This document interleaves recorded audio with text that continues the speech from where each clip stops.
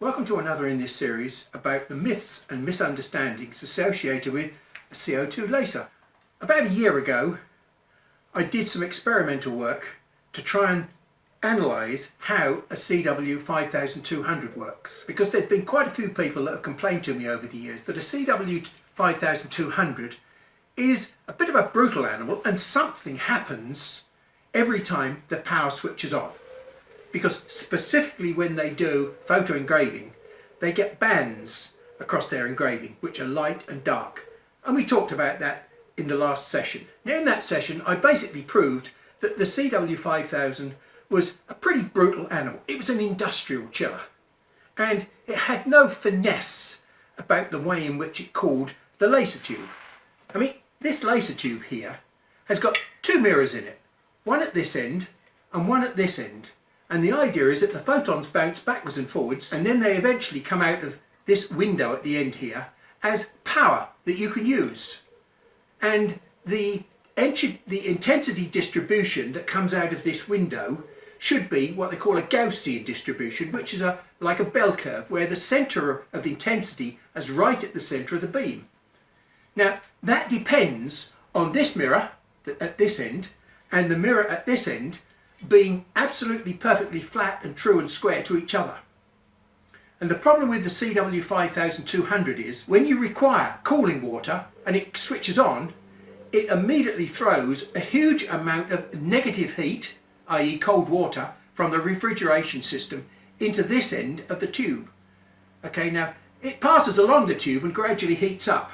So by the time it gets to this end of the tube, it's not particularly cold. But at this end, when you first switch it on, there's a pretty significant shock load on this particular mirror here. And this mirror is supposed to be flat.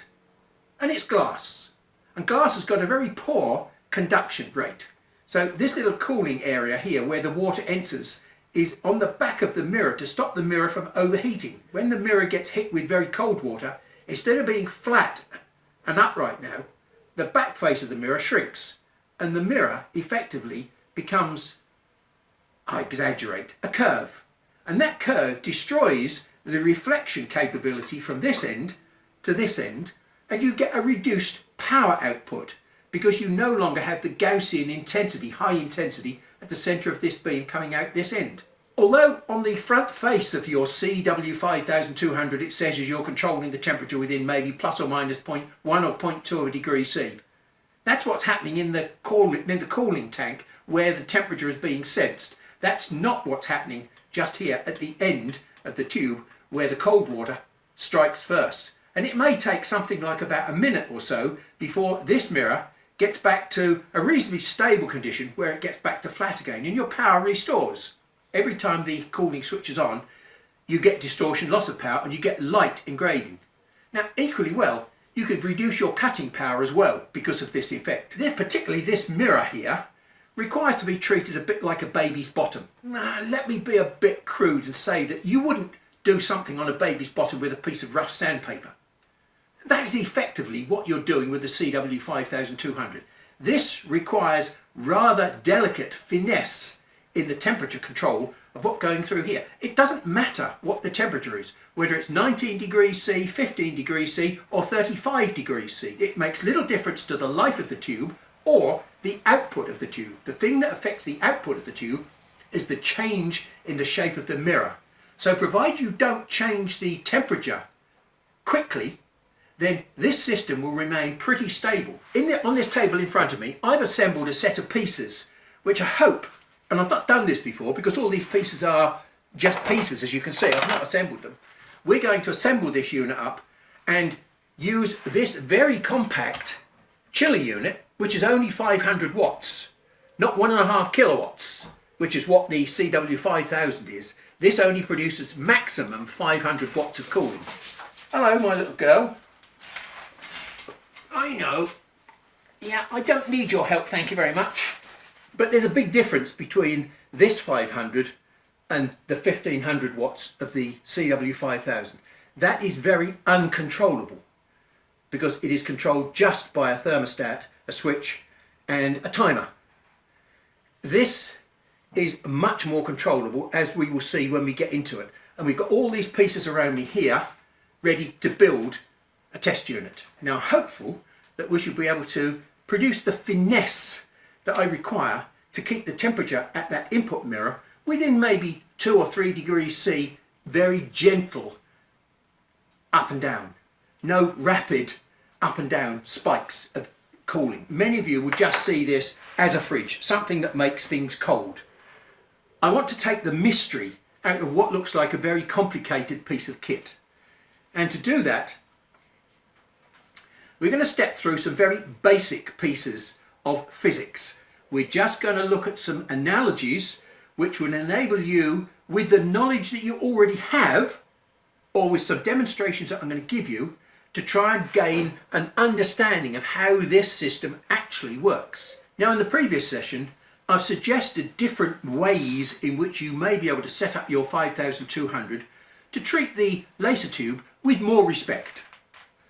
Okay, but in this instance, we're going to try and build respect into the system before we even start. Please go and watch this video before you go any further, because this will help you a great deal in trying to understand what I'm trying to achieve. Now, this is a very basic diagram of how a refrigeration system works. Before I can even begin to explain how this system works, you need to understand 3 fairly simple physics principles, some of which you will already know intuitively.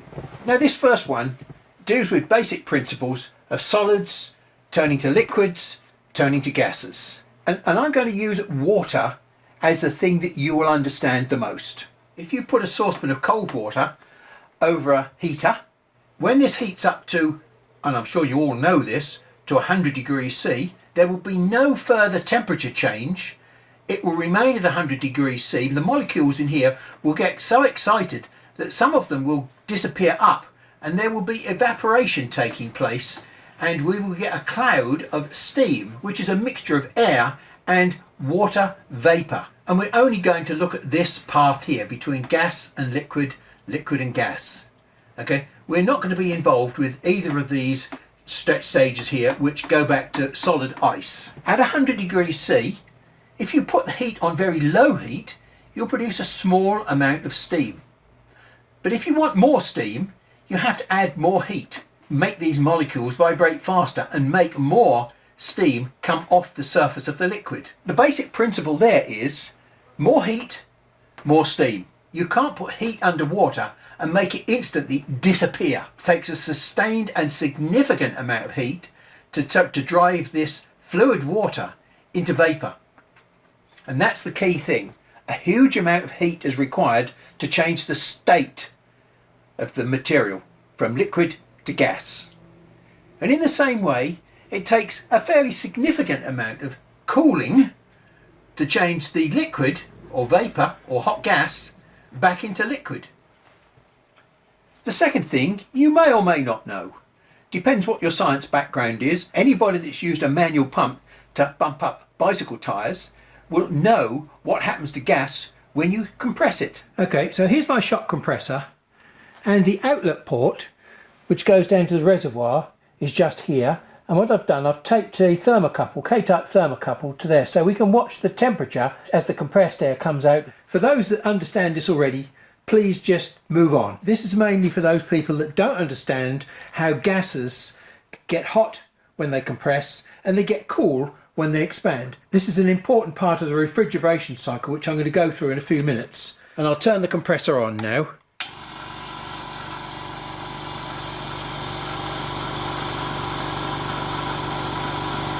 Eventually the pressure will go up to about 100 psi, at which point we shall see what the temperature of the gas is. But I think that's very clear proof that as you compress a gas, its temperature goes up. And there we go, we've gone up to 50 degrees C. This is not a perfect analogy of what's going on. We've got this thermocouple sitting in air at around about 28 degrees C. So let's make the air come out and expand.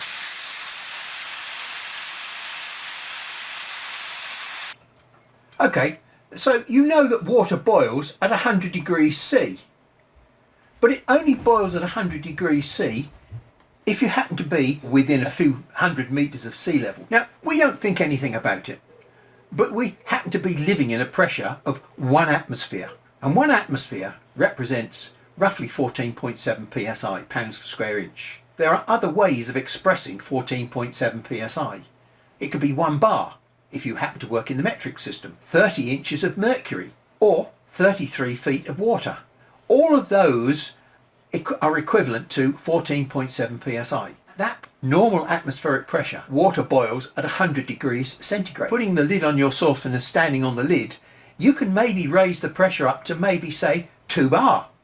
Twice the normal atmospheric pressure. In other words, there's 14.7 psi inside the saucepan. And what will happen is then the pressure will go up to something like there.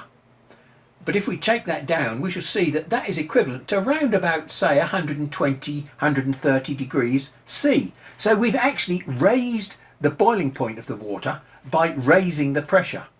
And exactly the opposite effect occurs if we lower the pressure. If I stand on the lid now and suck the air out of the saucepan, I'm going to show you how you can make water boil at 60 degrees C.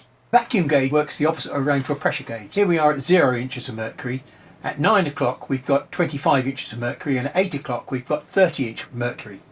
So the water in this container at the moment is about 63 degrees C. And so we'll now reduce the vacuum on top of the fluid. And this water is now boiling and producing vapour. Well, everything I've been showing you so far is to do with water, a material that you can begin to associate with. You can't use water and its steam as part of a refrigerator. You need a different gas. And here we've got a gas which is not what's used in the refrigerator, but it's similar. It's called butane gas. Now you're all familiar with this because I'm sure you've used these on your camping stove. So in this container we've got both liquid and gas. But the gas is not very high pressure, maybe 2 psi. So let's just assume the gas is at 2 psi in here. And look, we are got gas blobs in there. So the liquid butane has actually boiled and some of the gas has evaporated off. But when the gas has evaporated off and got up to 2 psi inside this closed container, there's sufficient pressure in there to stop the rest of the stuff from boiling. So there's a natural balance here between the pressure, the temperature from the outside, and let's just say the temperature here is 25 degrees C, and at 25 degrees C we've generated 2 psi in there. Now during the winter months when the temperature might be 1 degree C, if I did this, the pressure would drop because I'm venting it. The temperature is now sufficiently low that this doesn't want to boil. Only a very small amount of liquid will boil off, and it may well be you get this balance between temperature and pressure inside this container. Now there is a fluid in this system here which is certainly not water. It's even more reactive than butane at changing from one state to another state. Armed with these few bits of science information that you've had demonstrated to you, let's go and see how they all link together to make this, what looks like a very complicated system, work. So let's just point out to you what we've got here. We've got a compressor, we've got a condensing coil here, a radiator. It's got fans which are helping to cool this radiator. It starts off as hot gas and comes out of the bottom here as a hot fluid, and then it passes through a valve. So now we've got coming out of here a coolish fluid. Okay, it's now a fluid. It started off as a hot gas and now it's a cool fluid, and that fluid is now going to pass into the top of this. There's another little mini radiator in there. We're going to supply heat, 25 degrees C going into the top of the coil, and maybe 22 degrees C coming out of the bottom of the coil, because we've managed to remove 3 degrees C and allow 3 degrees C to go into this fluid to make it into gas again. And the gas then comes out of here and gets recompressed into a hot gas, or the hot vapour. So we've got a continuous closed system here. We'll go and look at in schematic form so that you can understand what this system is actually doing. And we should be able to recognise the parts now. The compressor, and going into the compressor, if you remember, we've got some low pressure vapour, gas. And what does a compressor do to gas? It compresses it to make it into high pressure, and what it does, it turns it into high temperature. and high pressure vapour. Now that high pressure vapour is like steam. If we want to turn that steam back into a liquid, we need to make it contact a cold surface. And that's what this condenser does. This high pressure light yellow vapour is coming into the condenser and is gradually getting a darker and darker yellow as it changes into a hot fluid. So remember, when you reduce the pressure, what happens? We get a temperature drop. So there is a temperature drop across this so-called expansion valve because the liquid is expanding from a high pressure liquid into a low pressure liquid, because at this point, look, we've got dark blue liquid which is now passing up into our evaporator, and as it goes through the evaporator it's changing from dark blue to a light blue vapour or gas again, whereupon it goes into the compressor and changes back to high pressure, and we've got a recirculating system. So the act of turning from a liquid into a vapour requires energy, it requires heat, and that heat comes in from our hot water that comes back from the tube. That's essentially the cycle that happens with the CW5200. We don't have control of the compressor. The compressor runs off of a temperature control system, and it just runs for a certain amount of time and then it stops. We have a much more sophisticated system. The flow of this gas and liquid around our cycle is controlled by the compressor speed. Let's just say we're running our system at 20 degrees C. What that means is we're going to send our water out to the tube at 20 degrees C. But what's coming back into here, maybe 22 or 23 degrees C? The faster we run this liquid through here, the greater the heat will be extracted from our input. And we shall finish up with maybe 18, 16 degrees C coming out this side. But if we can reduce the flow through this system, we should be able to make this 23 degrees C in here come out the other side 19. We can extract the amount of heat that we want from our flow depending on what speed we run the compressor at. This is a bit of finesse that is not there on the CW5200. So I think that this system has got the ability to control the temperature very accurately, maybe within 1 or 2 degrees C, that would make sure that our input mirror on the high tension side of the tube never sees any dramatic temperature change and will not therefore change its output wattage. Well, with lots of loose wires and bits and pieces, I've managed to string this circuit together. And in essence what we've got here is water in the tank, and it's not very much water, it's around about 4.5 litres of water, because I don't think I need that much water this time.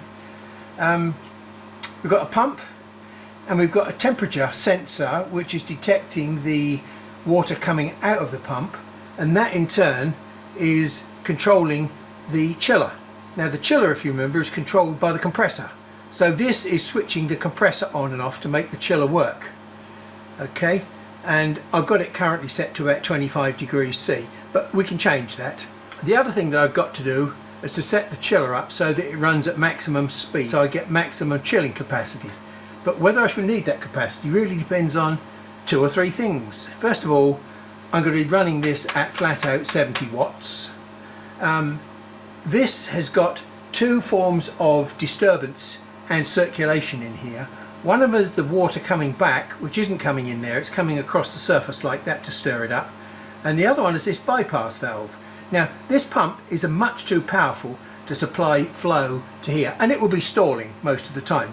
So rather than have it stall, I'm trying to use all of the pump flow, and I'm bypassing some of the pump flow back into the tank. But again, it's coming in at the bottom of the tank and it's stirring up the tank itself. So we've got plenty of circulation in the tank this time to make sure that we've got nice uniform mixing of the water. We've got 3 lines here which are going to be monitored.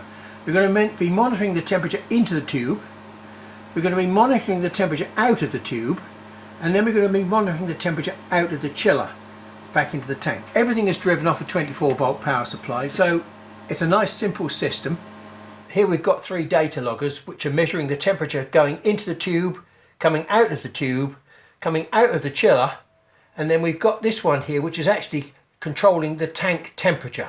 This is the thing that's switching the chiller on and off, this one, because there's a relay in the back there. This relay is designed to control a heating and ventilating system, So it's got a hot temperature, which switches the heater on and off, and it's got a cooling temperature, which switches the refrigerating on and off. Now, obviously, you don't want the heating and the cooling on together. There's what they call hysteresis, which is a temperature difference between switching the heater off and switching the chiller on. Once the chiller has been told to switch on, there's a further time delay, which I can control, which prevents the chiller from switching on too quickly after the heating is switched off. Now, what we've got here is a tank which has only got about 4.5 litres of water in it. This pump is delivering far too much flow for the tube, and so consequently what I'm doing, using the excess flow to return to the tank and stir the water up. Now, in addition to that, we've also got this line here which comes back into the tank from the chiller. So this is the return cold water line. And I've put that probe in there so we're monitoring the tank return temperature. And just in here, near to the inlet to the pump, I've got the temperature probe for this so that we're monitoring the temperature in the tank. We'll turn it on and you'll see what I mean about the agitation of water in the tank. These cooling fans here on the condenser are running all the time. The compressor that's here only runs when this demands cooling. And there you can see we've got absolutely wonderful mixing taking place in that tank.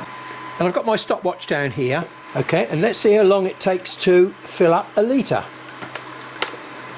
So that looks to be about 22 seconds. With my control valve here, I can regulate the flow that's going out to the machine. So let me set it there to about 11 o'clock. So that's about 38 seconds now.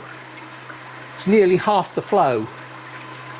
Now, unlike the CW5200, which has got 1500 watts of cooling capacity, this system here has only got 500 watts maximum cooling capacity.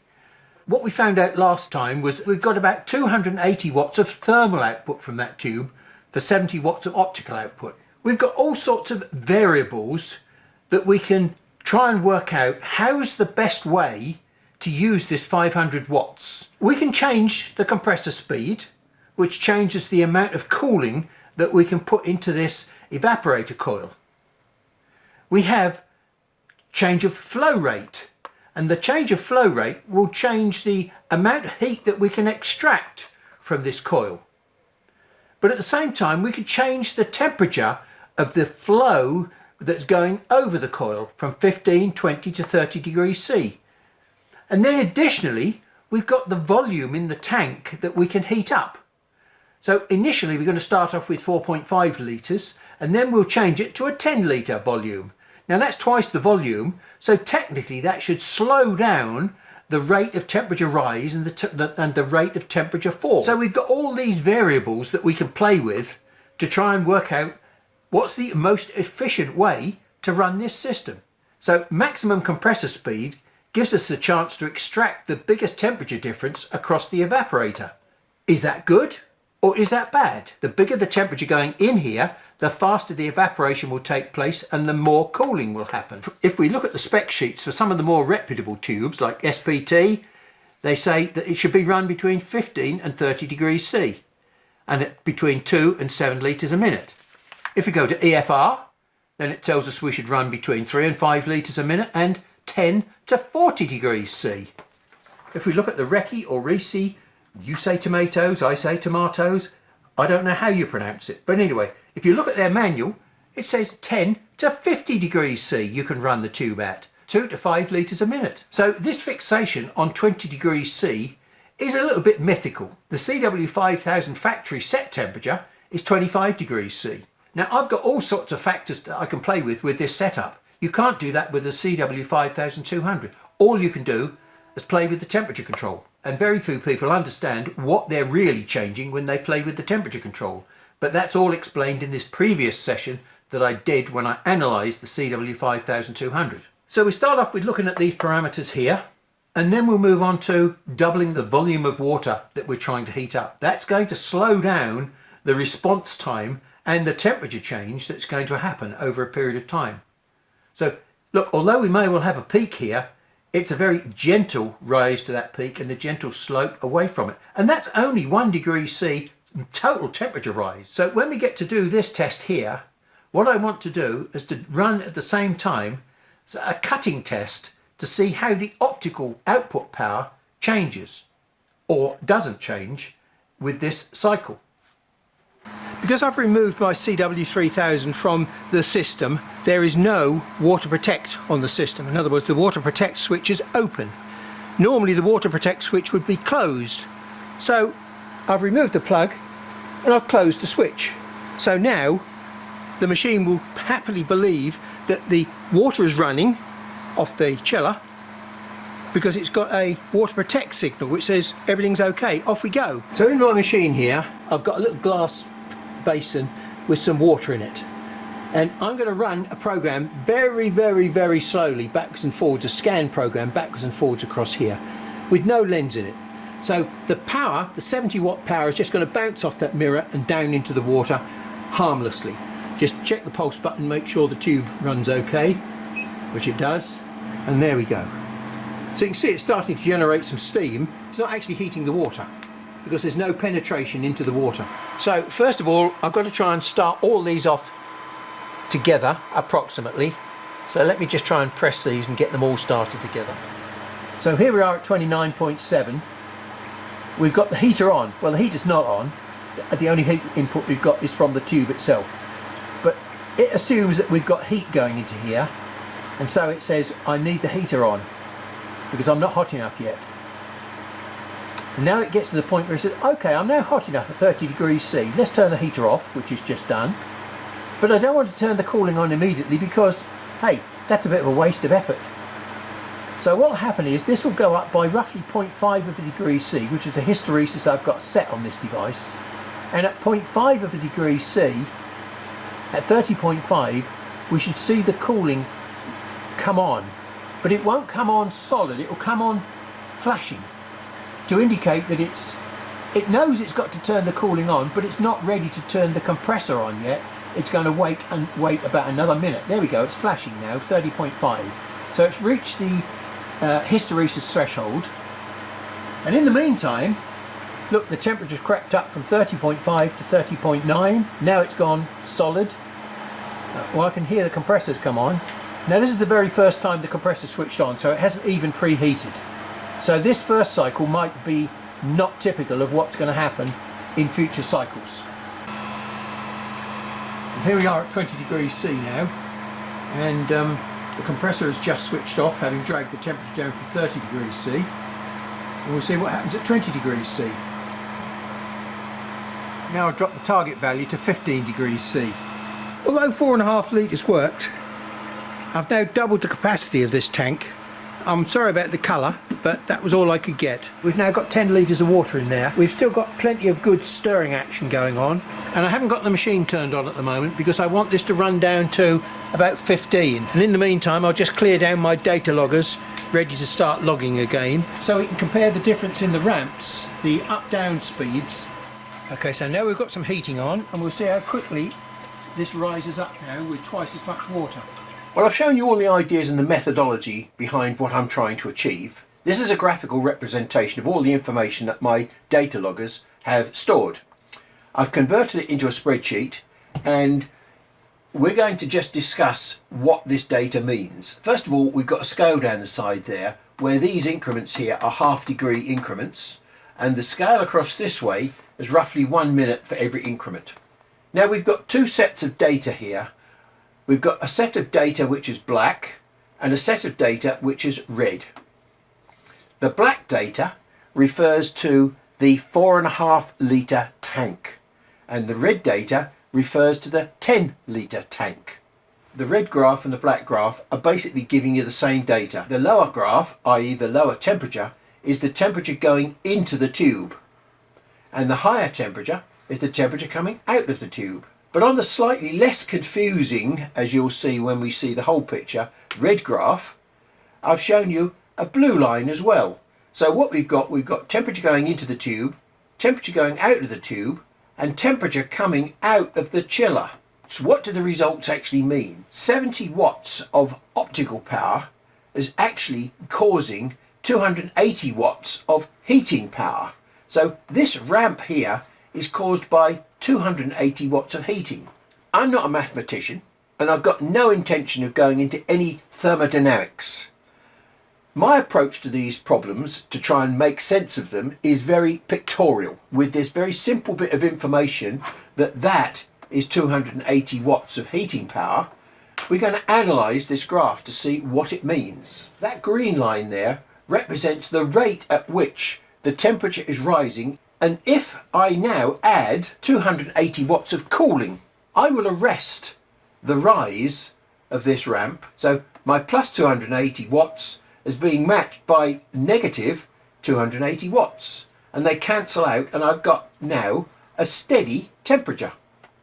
Now you'll notice that that green slope there is approximately the same as that green slope going up, but this one is coming down. So here we've got 280 watts plus, and here we've got 280 watts minus added to that, and it nullifies the plus and makes it level.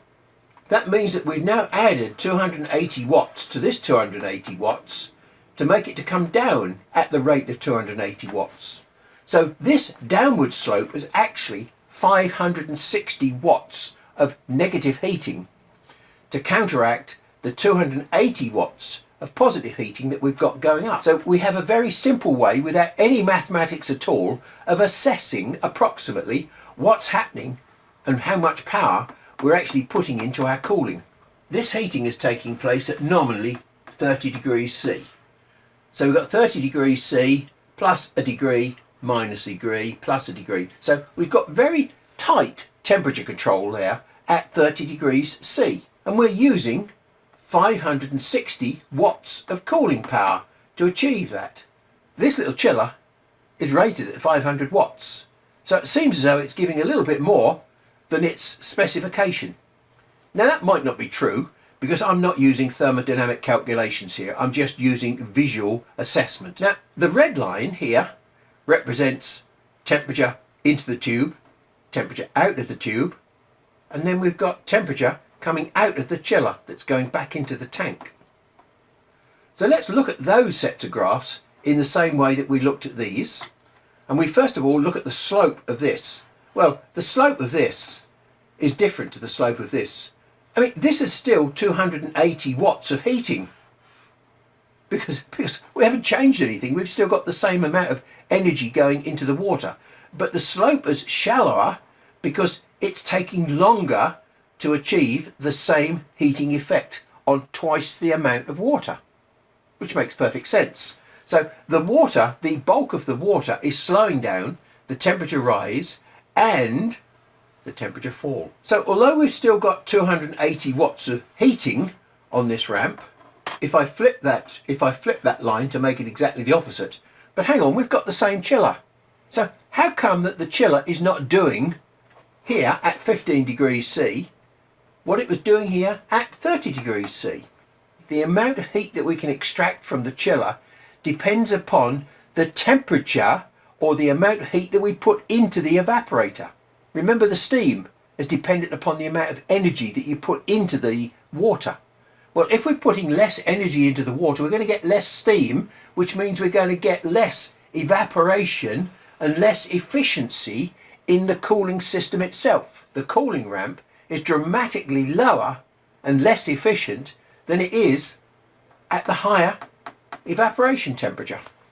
So that's the first thing that we need to understand. The performance of the chiller is not uniform. It depends on the temperature that you throw at the evaporator. And when you increase the volume in the reservoir, you slow down the rate of change in the reservoir. Now, let's take a look at this blue line because it's doing some rather funny things. So at this point here, the temperature going back into the tank is about half a degree lower than when it left the tank. But of course, it's actually not the cooling effect, because the cooling effect is from when the water was hot here down to here. And that's 2.5 degrees. So we've removed 2.5 degrees of heating from this hot water coming out of the tube. The chiller is on at this moment in time, cooling the water down. So the chiller switch is off and the water flowing through the evaporator is no longer being cooled. So what it does, the water temperature through the cooler goes up to the temperature coming out of the tube. So the water passing through the chiller is going higher and higher and higher as the temperature rises. Now, at a certain point in time, the chiller will be asked to switch on because the temperature has gone above the threshold that's set on the temperature controller. And at which point, it immediately switches on and starts vaporization. And as soon as it starts vaporization, it starts trying to control the temperature again, going back into the tank, taking 2.5 degrees away from the water that's passing through the evaporator. And that's why this rather strange shape of the cooling graph. So despite the apparent ferocity of change in this cooling, what we're seeing is only a very, very small change in the temperature going out to the tube. Now the question is that a good thing? We've got the chiller resting for 1.5 minutes while the heating phase is going on, and then we're asking it to work for 12 minutes cooling. That's a hell of a lot of cooling time in relation to the heating time.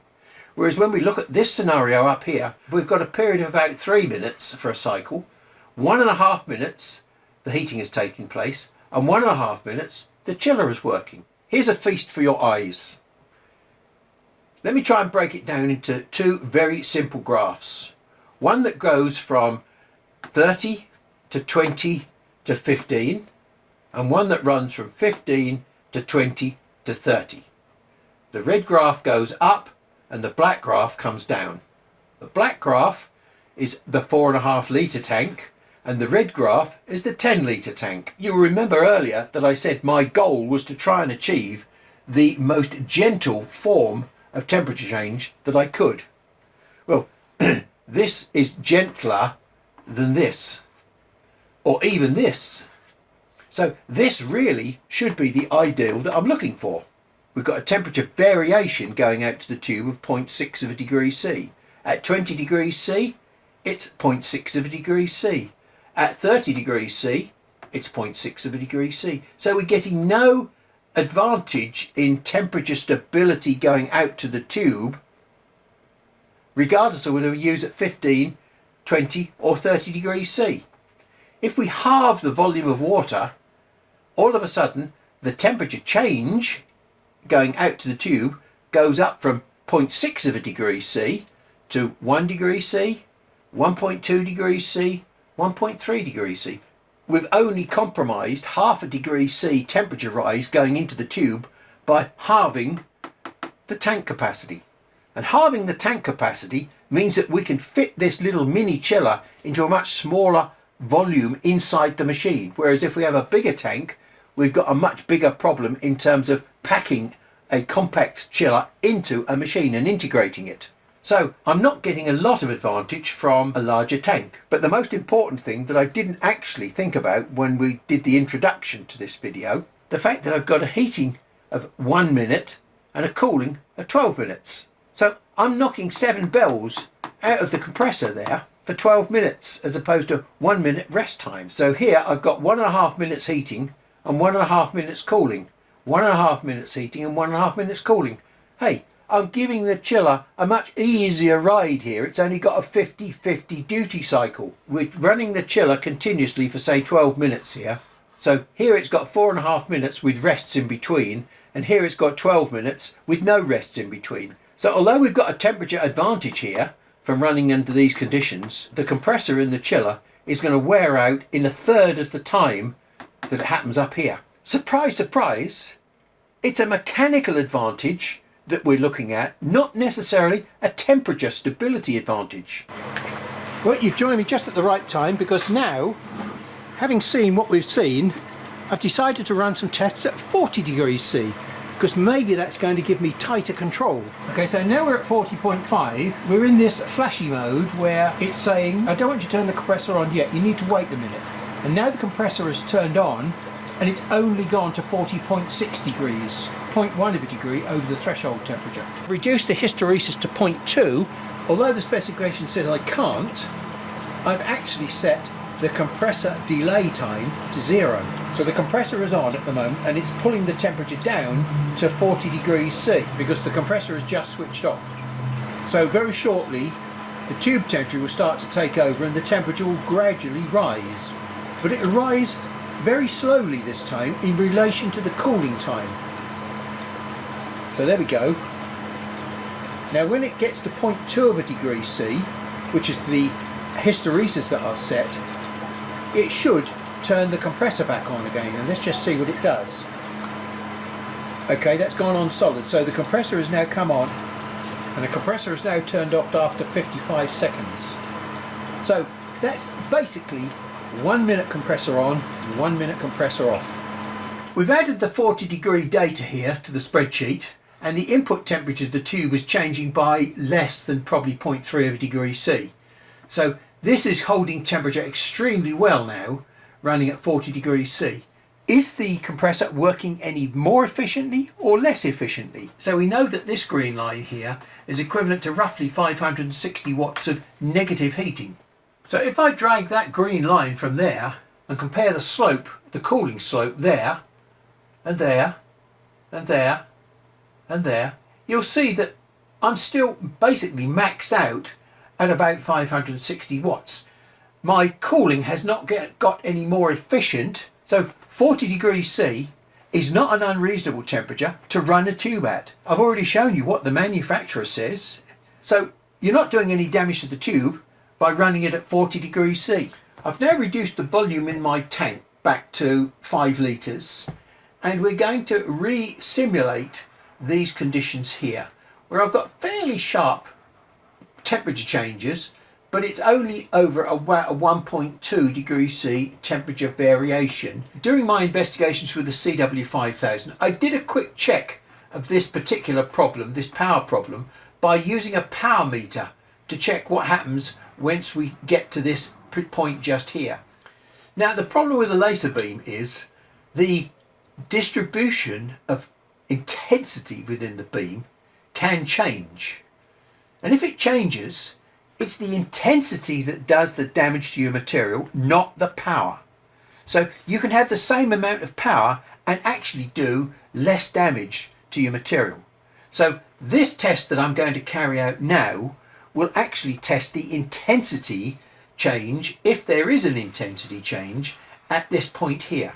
Whereas I wouldn't detect it with an average power meter. You can see what I'm doing. I'm running very, very slowly into the edge of a piece of acrylic to see if I can check the depth of cut. Now the depth of cut indicates the amount of power that's going into the cut. So between those two black marks there, that was 20.5 and that was 20.0 as the temperature came down. Just there is where the cooler cut in. Can we see any obvious change of depth of cut? I think the answer is no. We've got a pretty stable depth of cut all the way between 20.5 and 20.0, and then it gradually creeps up again from 20.0 up to 20.5, and at the next black mark, which is there, we have no change of cut depth again, no obvious change of cut depth. There's no obvious power change even at 20 degrees C with 4.5 litres. I'm running this at 20% power, which is the sort of power that you may expect for engraving, where most of these effects are being seen. It's not being seen during cutting. Running this 20% power at 40 degrees C, I'm very, very, very confident that the chiller is never going to switch on unless it's very, very hot weather. As you saw with the acrylic test, I'm running this machine now at 20% power, the sort of power that you might be using when you're doing engraving. Because this is a big tank, I've had to tip it up on its side slightly to make sure that the water is still covering the pump. In addition to that, I've set the temperature here to 40 degrees C. Because the ambient temperature here is around about 18 degrees C, the heat in the water is not getting over nearly 30 degrees C, and it's staying constant at that because the heat loss through the water, through the side of the tank here, is balancing the heat into the water. And as you can see, the temperature gain for 20 watts is very minimal, and it's actually settling out here at 29 degrees C because of the thermal losses through the side of the tank.